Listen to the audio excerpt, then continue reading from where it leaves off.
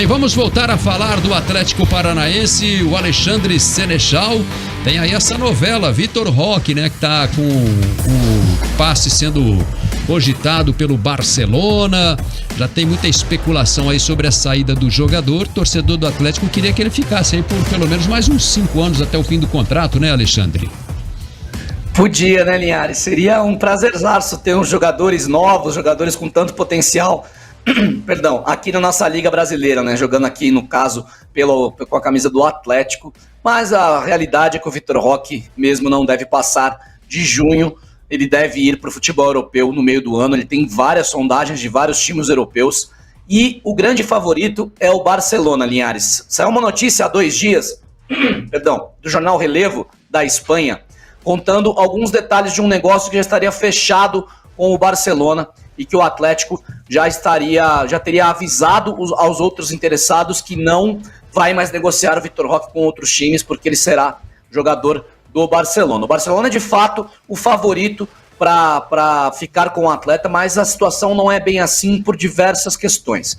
Primeiro, o Barcelona sofre com um problema de fair play financeiro. O Barcelona precisa limpar da sua folha salarial, né, tirar da sua folha salarial para cumprir as metas da Europa e da própria La Liga, né, do Campeonato Espanhol, pelo menos 200 milhões de euros para a próxima temporada. Então, primeiro ponto, a chegada de Vitor Roque estaria, e de outros reforços também, estaria diretamente vinculada à saída de outros atletas. Aí a gente tem atletas mais experientes, como o próprio Sérgio Busquets, por exemplo.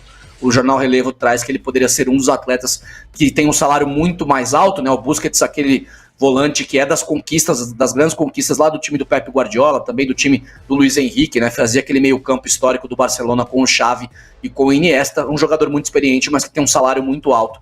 Então tem uma questão financeira que pega nesse negócio. Segundo ponto, o Atlético estaria pedindo em torno de 40 milhões de euros para negociar o atacante de 18 anos, ele que recentemente completou 18 anos, né, no último dia 28 de fevereiro.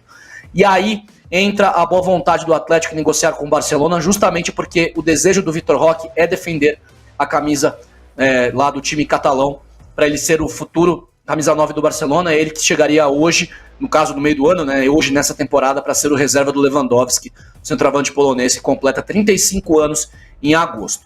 Então, essas tratativas com o Barcelona teriam, tem a questão do Atlético aceitar, por exemplo, diminuir um valor fixo, aceitar mais valores variáveis.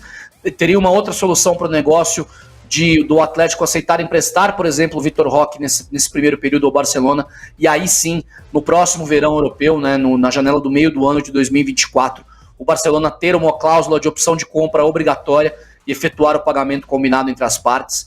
Mas tem uma outra última questão que pode atrapalhar esse negócio nesse momento, e é o Mundial Sub-20. O Vitor Roque vai defender a seleção brasileira no Mundial Sub-20, começa no final de maio e dura até o finalzinho, né, o meio para o final de junho. Então, quando a janela europeia vai abrir, né, e aí poderia aumentar ainda mais o valor do seu passe, né, fazendo um grande Mundial Sub-20, como aconteceu no Sul-Americano. O Vitor Roque tem chance de ficar ainda mais importante. O Palmeiras negociou o Endrick, que defendeu a seleção brasileira sub-17, é verdade, mas que tinha acabado de subir para o profissional do Palmeiras aos 16 anos, por uma quantia de 60 milhões de euros e com variáveis que podem chegar a 70 milhões. O Atlético pode pegar um valor parecido, por que não pelo Vitor Roque, que foi o camisa 9 da seleção brasileira no Sul-Americano Sub-20. É um jogador 1 ano mais velho e tem uma maior amostragem no futebol profissional, né? Ele que foi fundamental para a chegada do Atlético na final da Libertadores no ano passado, por exemplo. Um jogador que terminou o ano de 2022 como titular, apesar de ter começado no banco, justamente porque quando voltou do Sul-Americano Sub-20, o Pablo já vivia uma grande fase. Mas a informação que eu tenho, eu até trouxe um spoiler aqui no Bate Pronto ontem, é que o negócio não está fechado, ao contrário do que diz o Relevo, justamente porque o Atlético vê que pode fazer outros negócios também com o jogador, e porque o Barcelona não tem dinheiro para chegar com os 40 milhões de euros e colocar na mesa, né, bater o martelo, ó, tá aqui, paga o valor. Tem toda essa questão financeira envolvendo o clube catalão. Por isso, a novela Vitor Roque ainda vai demorar algum tempo, mas é claro, a gente segue apurando para trazer aqui para o nosso ouvinte da Jovem Pan News FM. O Atlético tem aí, eu acho que um tempo de carência, o Felipe Dal, que é sem se precipitar nesse negócio do Felipe, do Felipe Dal, que é você, o do Vitor Roque, com o Barcelona, porque o Mas Vitor, também iria pro Barça, né, Dal? Não tem porquê. O Vitor Roque vai ter. O Vitor Roque tem essa convocação aí para a seleção brasileira que vai jogar contra o Marrocos, né? Convocação feita pelo Ramon Menezes. Sim. Ele tem esse Mundial Sub-20 que ele vai disputar e provavelmente vai ser titular da seleção e vai ser um dos destaques na competição. O Brasil vai entrar para disputar o título. O Vitor Roque tem ainda a Libertadores desse ano aí no calendário, que é um torneio de expressão internacional. Tem o Brasileirão para valorizar ainda mais o passe dele, né? Então, de repente, o Atlético pode até esperar esse desenrolar dessas competições para ver o que acontece e chegar, por exemplo, no patamar do Endrick, né? De 60 milhões de euros. Aí, né? O Vitor Roque, ele vai para o segundo ano dele como profissional já, né? Recém-completos 18 anos, ele vai para o segundo ano de profissional. O primeiro ano, como a Lê bem destacou, tem uma boa amostragem, né? Gols importantes, fundamental em situações, tanto no Sul-Americano Sub-20, como agora, como foi ano passado na Libertadores, em jogos difíceis que o Atlético teve. Eu citei agora há pouco aquele gol que ele fez contra a equipe do Estudiantes, que foi crucial para a classificação do Atlético. Então, assim, a equipe do Atlético, ela pode muito bem segurar um pouco mais o Vitor Roque. O Endrick, o Real Madrid fez uma loucura, entre aspas, para não perder o atleta. Né? O Real Madrid já tem aquele negócio de ter perdido o Neymar, né? Neymar foi pro Real Madrid com 12 anos, ficou um tempo, voltou, né? Jogou no Santos e depois o Barcelona foi lá e contratou o Neymar. Então o Real Madrid não quer mais perder essas joias que eles monitoram desde cedo. O Endrick é muito bom jogador. Na minha opinião, eu acho que o Endrick é mais jogador do que o Vitor Roque. Mas eu digo mais jogador no sentido de ser mais completo. Acho que o Endrick tem capacidade de carregar a bola mais, capacidade de drible. Só que o Vitor Roque, ele é um centroavante, né? Decisivo, forte. Então eu acho que cada um tem as suas características, e o Vitor Roque, ele pode render ainda mais para o Atlético. 40 milhões de euros é pouco? Óbvio que não é pouco. Mas pode render muito mais. E ele é um jogador que tem uma consistência. Ele não é um cara que vai ter altos e baixos, né? Ele é um jogador que desde que ele entrou no profissional, ele só cresceu. E os clubes crescendo o olho em cima dele. Então ele apresentou uma evolução e é um jogador que, apesar da idade, demonstra ser muito maduro. Hoje só uma lesão tiraria ele de campo ou faria com que ele tivesse uma queda absurda de rendimento. Hoje, inclusive, ele tá mais pronto que o Endrick. Falei que o Endrick eu acho que vai ser o melhor jogador na carreira no geral, mas eu acho que o Vitor Roque tá mais pronto que o Endrick. E não me surpreende nem um pouco. Pela idade até, né?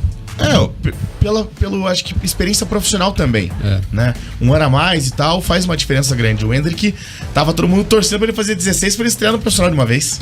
Sim. Né? Então é uma diferença um pouquinho grande.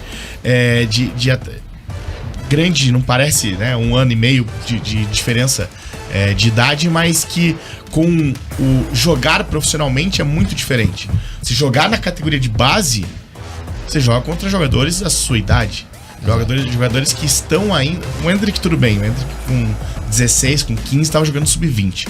Mas são jogadores que ainda estão em processo de maturação. No profissional, você pega os caras que são... É diferente você disputar a bola, por exemplo, com um cara de 25, 30 anos, né? Uma dividida, uma chegada. Sei lá, né? Você vai pegar um zagueiro, por exemplo, você vai jogar contra o... Dar um exemplo aqui. Sei lá, o Cuesta do Botafogo. Né? Você vai pegar o Cuesta pra ser marcado por ele, ou você vai pegar o jogador da base... O Chancellor. Não. Calma aí. Também não sacaneia, né? Não, mas eu falando de tamanho, 2 metros de altura. Não, mas eu tô falando de impacto. O Jaci do Cascavel. Eu tô falando de impacto. O Endrick vai ser marcado pelo Jaci do Cascavel. O Dal que se desconcentrou ali no raciocínio. Eu tô falando impacto de jogador. Por exemplo, o Vitor Roque vai pro Barcelona. É muito diferente ele ser marcado por um cara na categoria de base... Sim. Sei lá, um zagueiro sub-20 do Coxa e ser marcado pelo Sérgio Ramos, por exemplo. Sim. Entendeu? É muito diferente. É outro impacto. É outro impacto total, assim. E isso mostra daí, né? O Vitor Roque é um cara que não sente muita coisa.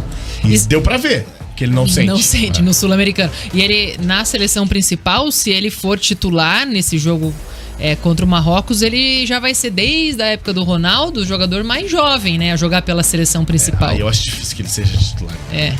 Talvez se ele entrar alguns minutinhos. Não, mas acho que ele vai entrar. Acho que o Ramon vai dar uma moral pra quem ele claro que agora o critério do Ramon é outro, né? Não é ele não escalou ali jogadores pensando já em disputar uma competição. Ele tá dando oportunidade para os jogadores que ele conhece. O Ramon vai estar até pensando que tem o Mundial e que ele vai trabalhar esses jogadores, né? Então, uma experiência na seleção principal pode ser valiosa para o Mundial Sub-20, que vem logo depois. Exatamente. E que o Ramon vai ser o técnico. Exatamente. Ele não vai ser o técnico da seleção brasileira para o ciclo da Copa do Mundo. Como, por exemplo, o Mikael não seria o cara que seria convocado para a seleção brasileira normal se não fosse esse processo. Exato. Porque, se você for convocar um goleiro do Atlético, vai convocar quem?